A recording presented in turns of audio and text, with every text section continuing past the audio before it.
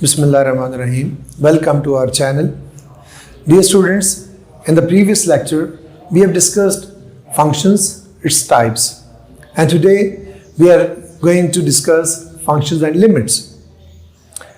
Limiting values. For this purpose, look at this definition. Let fx be a function defined for all values of x close to a from either side. Not necessarily defined at itself. If fx approaches to definite limit L as x approaches to definite limit as x approaches to a from either side, then we write limit of fx as limit x approaches to a is equal to L. L is called limiting value of the function. There are some rules of the limit. For example, limit of sum of two functions. This is equal to limit of first function plus limit of second function. Similarly, if we are given difference of two functions, then limit of difference of two functions is equal to limit of first function minus limit of second function. In case of product of two functions, if you want to take the limit, then it will be limit of first function into limit of second function. I have selected two very important articles which I am going to discuss for you from chapter number 1, class 2nd year. First of all, I will try to prove the result.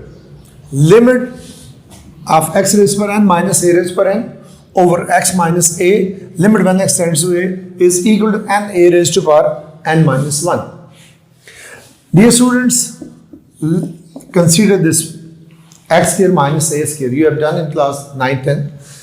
Factorization of x square minus a square is x minus a into x plus a. My concentration will be on the second factor.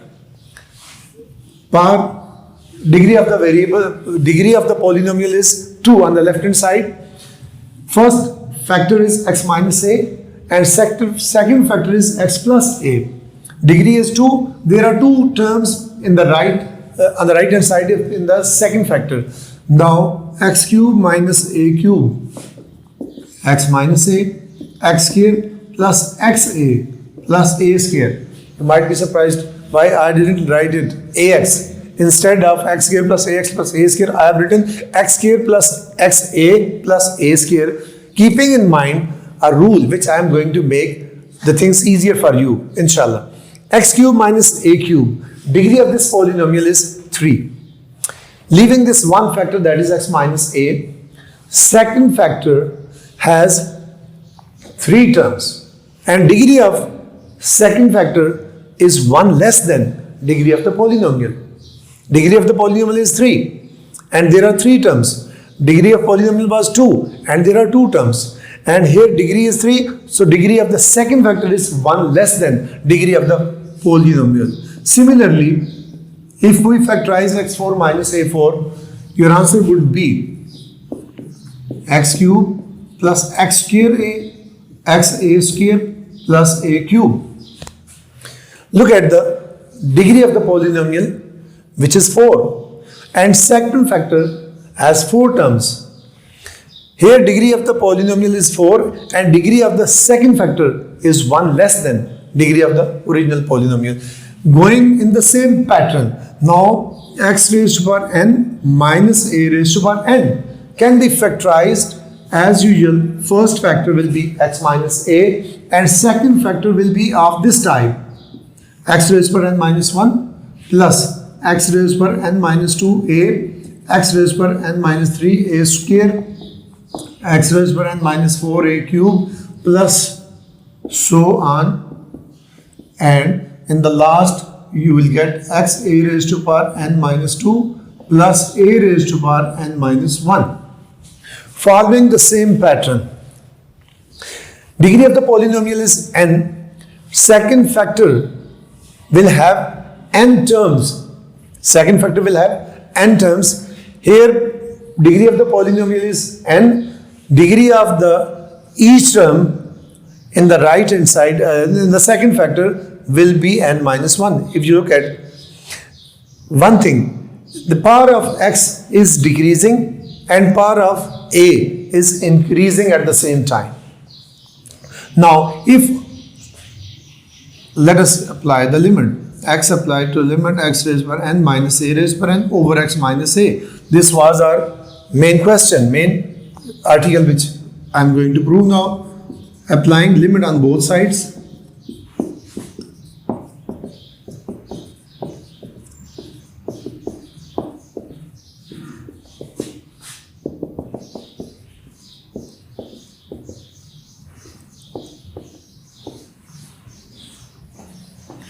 Divided by x minus a.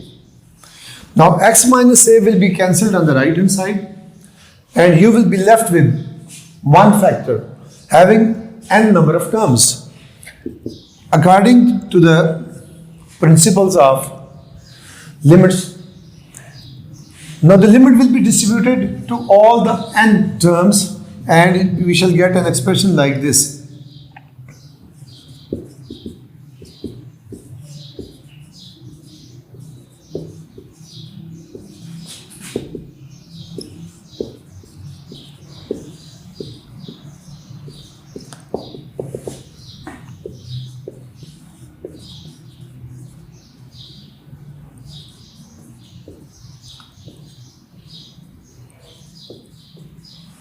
You might be surprised that I did not mention limit with the last term because there is no variable in the last term. Variables are starting from the first term and it goes till the second last term. Now the limit when x tends to a, x raised per n minus a raised per n over x minus a is equal to simply replacing x by its limiting value. You will get a raised to power n minus 1 plus a raised to power n minus 2 into a plus a raised to power n minus 3 into a square, so on, plus a dot a raised to power n minus 2 plus a raised to power n minus 1. And you will see that in each term the exponent is n minus 2 plus 1, that is n minus 1. n minus 3 plus 2, n minus 1, a raised to n minus 2 plus 1, again a raised to n minus 1 plus a raised to n minus 1. Look at this. If we add 2 3 times, your answer is 2 plus 2 plus 2 is same as if I write 2 into 3. If I add 2 5 times, answer is same if I multiply 2 by 5. There are n number of terms. When we are adding them, so your answer will be n times a raised to n minus 1, which is the limiting value of this expression when x approaches to a, and this was the case when n is positive. Now, if n is taken as negative, what will be the answer? We are going to derive now.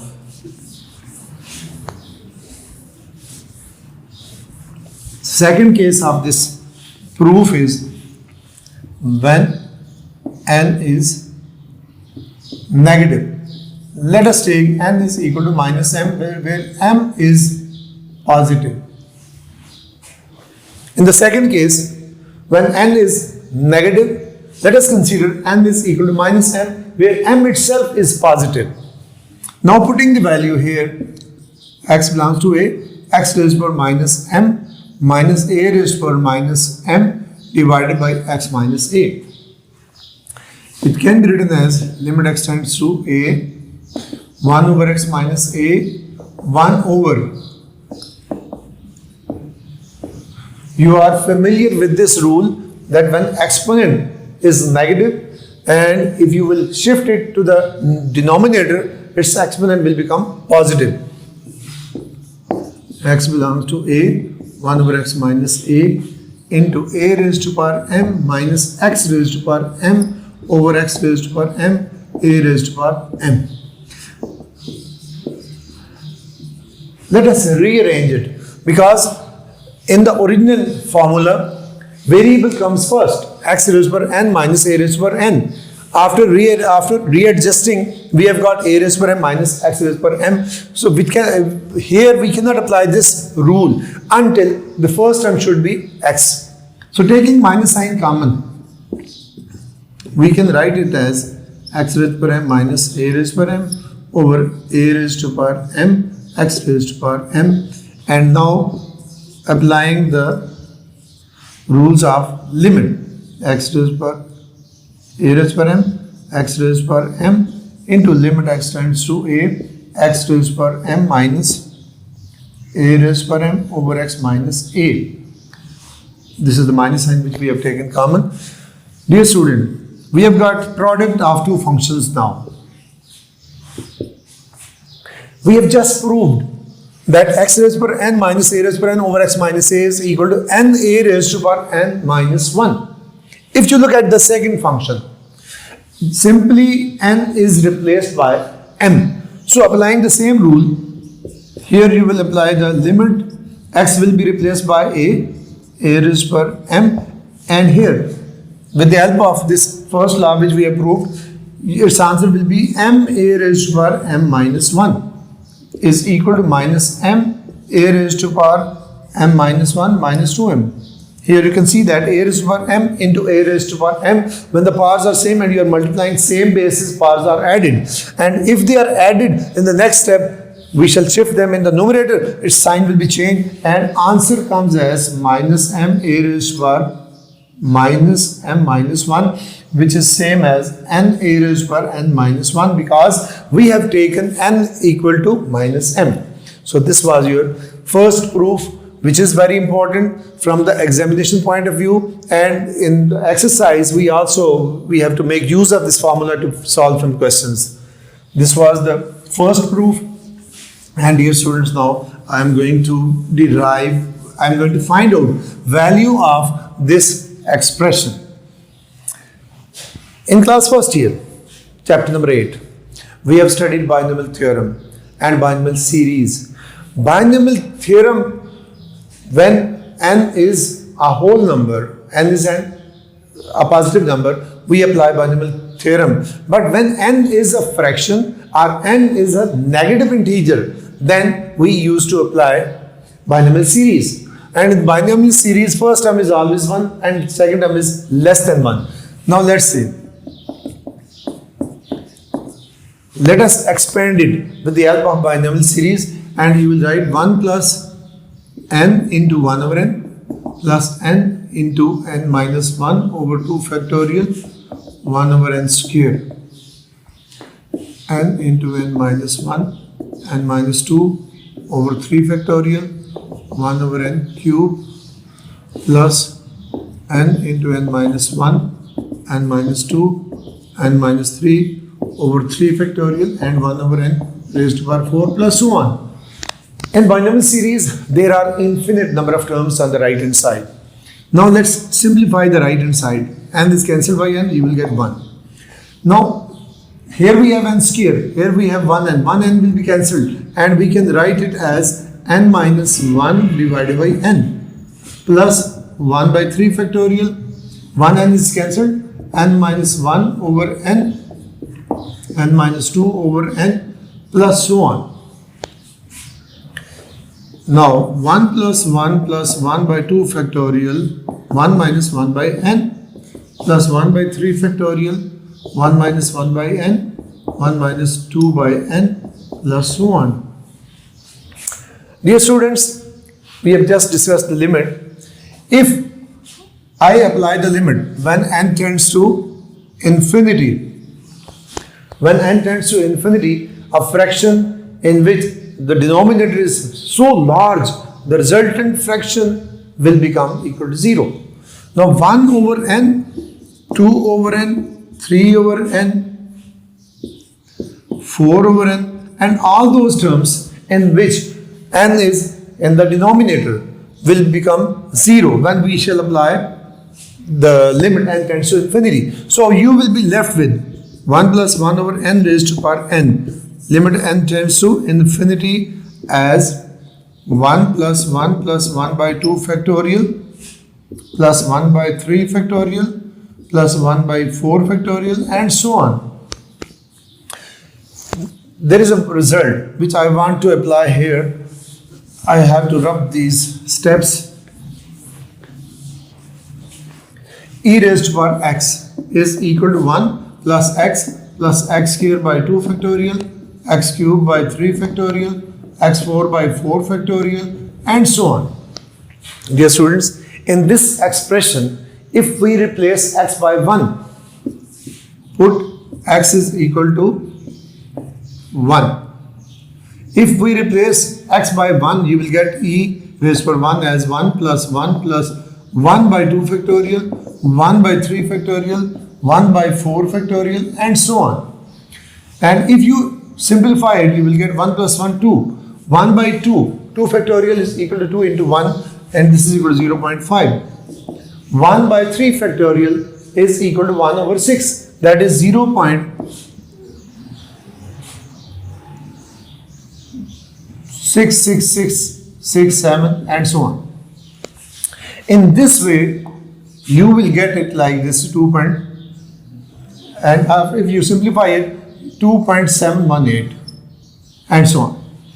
This is the limiting value of this expression, 1 plus 1 over n raised to power n when n tends to infinity. This is same expression when we have replaced x by 1 in the expansion of e raised to power x. Now, this is the value of e. It is approximately equal to e. This is 2.718. This is the value of e. Now, we can deduce a result from this formula applying here. If we put x is equal to 1 over n, if we replace this x by 1 over n, you will see that n is equal to 1 by x. Now the limit in this formula is x approaches to 0. When x approaches to 0, obviously n will approach to infinity.